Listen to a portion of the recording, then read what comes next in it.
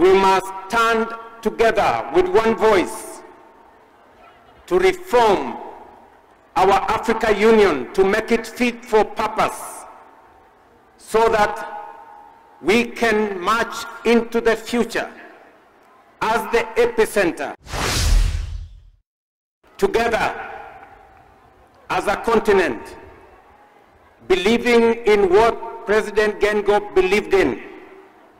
We must stand together with one voice to reform our Africa Union to make it fit for purpose so that we can march into the future as the epicenter of green manufacturing, position ourselves with our resources, enormous resources, the enormous energy resources, agricultural potential, mineral and natural resources that we have. We cannot certainly be a continent defined by poverty. We must be a continent defined by opportunity, by potential, and by investment. That is what President Gengop believed in. I have invited my brothers from this continent for us to have a candid conversation with our development brothers and sisters, with the donor community, under the IDA 21 replenishment framework with the World Bank, so that we can have a proper positioning of our continent and claim our place as a continent of potential, opportunity, and investment. President Gengop was a great freedom fighter.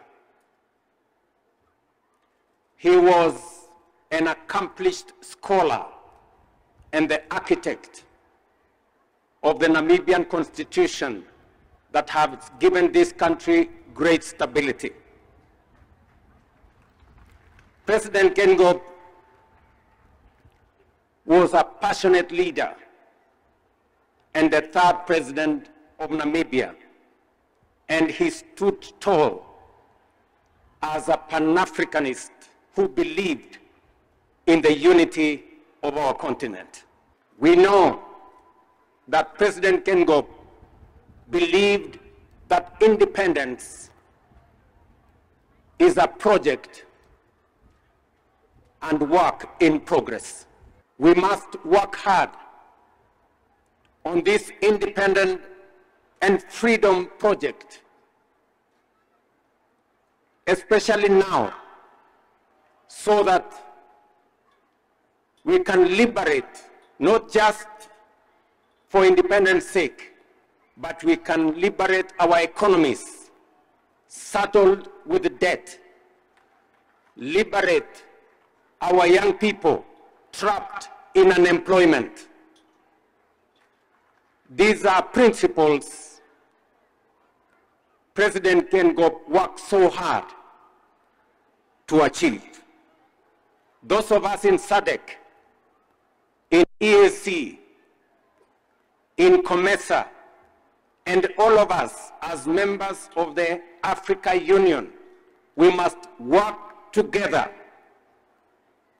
to make sure